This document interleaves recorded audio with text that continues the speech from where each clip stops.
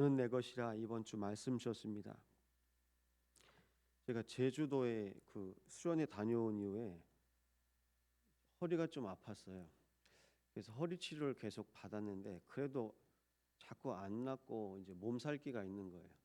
그래서 어제는 이제 또 진료를 받고 이제 감기 몸살 이제 약을 먹었죠.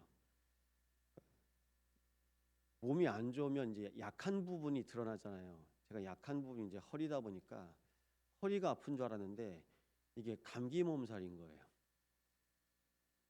우리가 내 몸을 잘 안다고 생각하는데 실은 모르거든요. 모른 채로 이 부분이 아픈가 보다, 저 부분이 아픈가 보다. 그렇게 이제 병원 다니고 치료받는데 모릅니다. 그래서 또 깨달았어요. 하나님이 내 인생의 주인 되시고 내 인생의 창조주 되신데 나는 느낌상 내가 이 부분이 아프고 그렇게 우리는 생각하거든요. 몸도 이런데요. 심지어 마음도 생각도 그럽니다. 난 이 부분이 약해. 난 이 부분 때문에 그래. 그래서 각자 모두 다 자기 과거, 자기 상처 속에 살아갑니다. 그러다가 교회에 오신 거거든요. 근데 하나님은 뭐라고 말씀하십니까? 애굽을 주고 구스와 스바를 너와 바꿀 정도로 너는 가치 있어. 보배롭고 존귀한 하나님의 자녀야. 우리가 교회 와서 무엇을 한다고 보배로운 수준으로 되는 건 아니거든요. 우리의 존재 자체가 보배롭고 존귀한 겁니다. 근데 우리가 우리의 존재를 모르니까요. 내가 나를 막 드러내야 되는 거예요. 우리가 막 무엇을 열심히 해야 되고 해야 되는 것처럼 보이는 겁니다. 하는 것 이전에 내가 어떤 존재인지 먼저 아는 것이 가장 중요합니다. 내가 어떤 존재인지 모르고 하잖아요. 그러면 실수를 해요. 내가 어떤 존재인지 모르잖아요. 그러면 내가 나를 학대하고 혹사시킬 수 있습니다. 제가 그랬거든요. 제가 어떤 존재인지 모르니까 제 몸을 혹사시켜요. 하나님 보시기에 보배롭고 존귀하고 그 광야, 그 땡볕에도 하나님께서 구름 기둥으로 지켜주시고 그 밤에 그 광야에 그 추위 속에서도 하나님께서 지켜주는데요.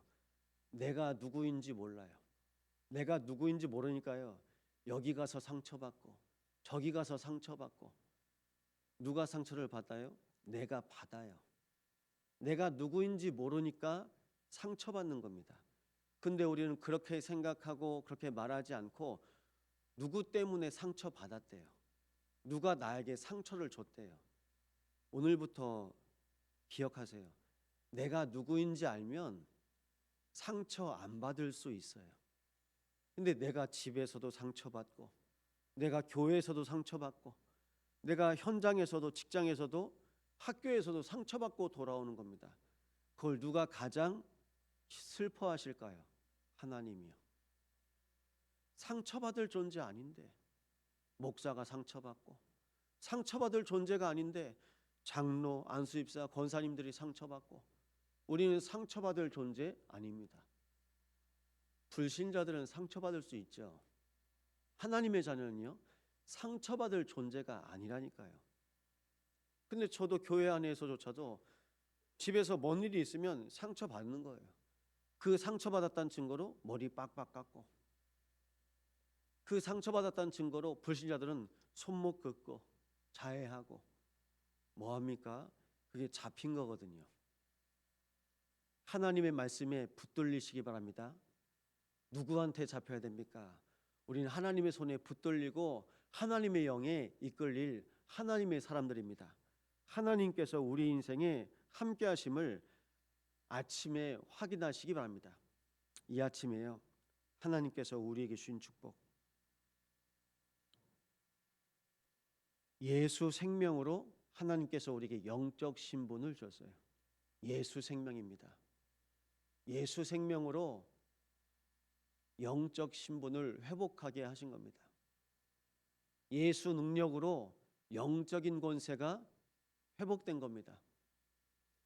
예수 사랑, 예수 증인으로 우리 인생의 영적인 배경이 회복된 겁니다. 그러면 그리스도가 전부입니다. 24 그리스도로 충만하시기 바랍니다. 아침에요, 하나님께서 우리에게 주신 언약이 있습니다. 시편 143편 8절입니다. 아침에 너로 하여금 주의 인자한 말씀을 듣게 할 것이다. 언제 들었습니까? 아침에 하나님의 말씀을 듣고 하나님의 언약으로 시작하시기 바랍니다. 그래, 나는 하나님의 자녀지. 그렇게 시작하셔야 돼요. 내가 누구인지 알고 누구인지 깨닫고 누구인지 믿어질 때 하루가 시작됩니다. 그래서 하루 중에 먼저 끝낼 것, 내가 누구인지, 하루 중에 먼저 시작할 것, 나와 함께 하신 하나님 말씀으로 시작하시기 바랍니다. 전도서 11장 6절입니다. 아침에는 모든 인생에 씨를 뿌리는 것입니다. 여러분의 인생에 씨를 뿌리는 겁니다. 아침에요. 아침에 뿌리는 겁니다. 아침에 각인시키시는 거예요. 아침에 각인시키잖아요. 낮에 뿌리 내리고 밤에 체질됩니다. 하루 중에도 아침에 망대 세우시고 낮에는 여정을 가시고 밤에는 이정표를 확인하시는 겁니다. 하나님께서 여기까지 나와 함께 하시는구나. 에베네셀의 하나님, 하나님께서 여기까지 우리를 도우셨다. 하나님과 함께 하잖아요. 그래서 말씀 각인입니다. 아침에는 말씀이요, 한 말씀이라도 각인하시는 겁니다. 이번 주에 주신 말씀 이사야 43장이잖아요. 43장 말씀 또 묵상하시면서 내 마음에 곱씹으시면서, 그래서 속지 말라고요. 헷갈리지 말라고요. 하나님의 자녀에게. 오늘 412장 찬송 불렀잖아요. 무디가 전도운동했을 때 무디와 함께했던 중직자입니다. 산업인입니다. 미국에 있는 변호사인데요. 시카고에 있는 대화재 사건 때문에 자기가 투자한 것이 완전히 무너졌어요. 그리고 영국에서 무디가 집회한다고 해서 배를 타고 대서양을 이제 다 같이 가기로 했는데 무디가 업무차 무디만 남고 가족들이 다 대서양을 지나서 영국으로 가는 배를 탑니다. 근데 배가 침몰했어요. 배가 침몰해서 수백 명이 탔는데 40명만 살아남았어요. 그중에 무디의 부인과 자기의 자녀들이 있겠죠. 자식들이 다 빠져 죽었어요.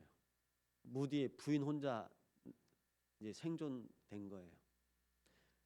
그곳을 지나면서 무디가 지은 곡이 413장입니다.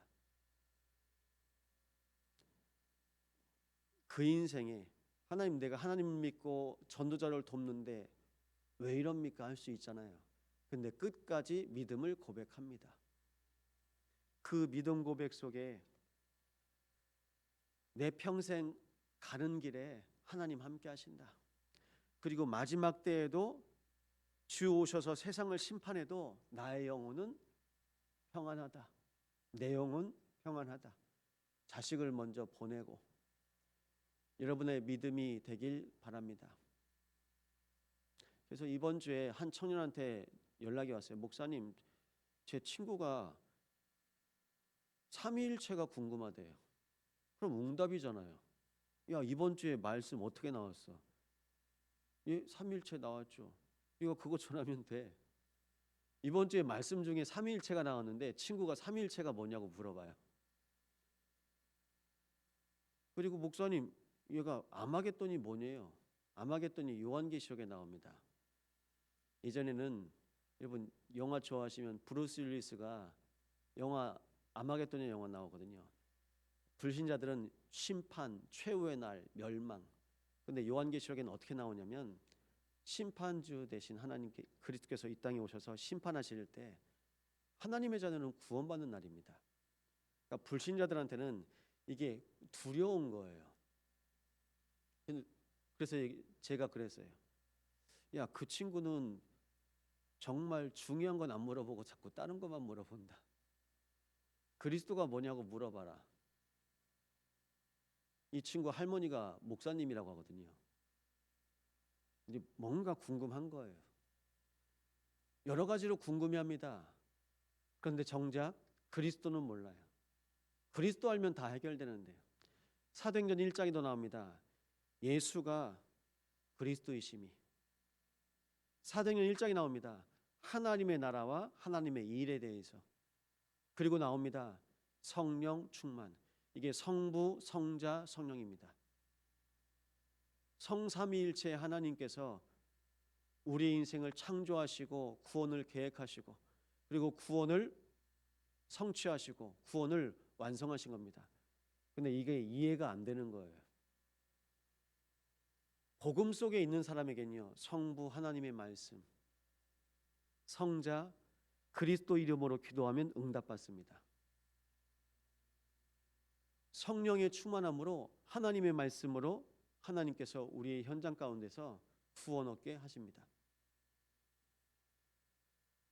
이게 이해가 안 되는 거예요. 신학자들도 말합니다. 삼위일체는 성경에 삼위일체란 단어는 없거든요. 근데 이게 신학 용어입니다. 그래서 신학자들조차도 이해할 수 없는데 그냥 믿어라 합니다.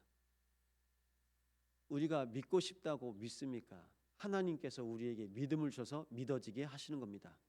성부 하나님이 계시는 것이 믿어집니다. 성자 하나님이 나와 함께 계시는 것이 믿어집니다. 성령 하나님께서 지금도 우리와 함께 하시는 것이 믿어집니다. 이 믿음 가운데 인도받으시기 바랍니다.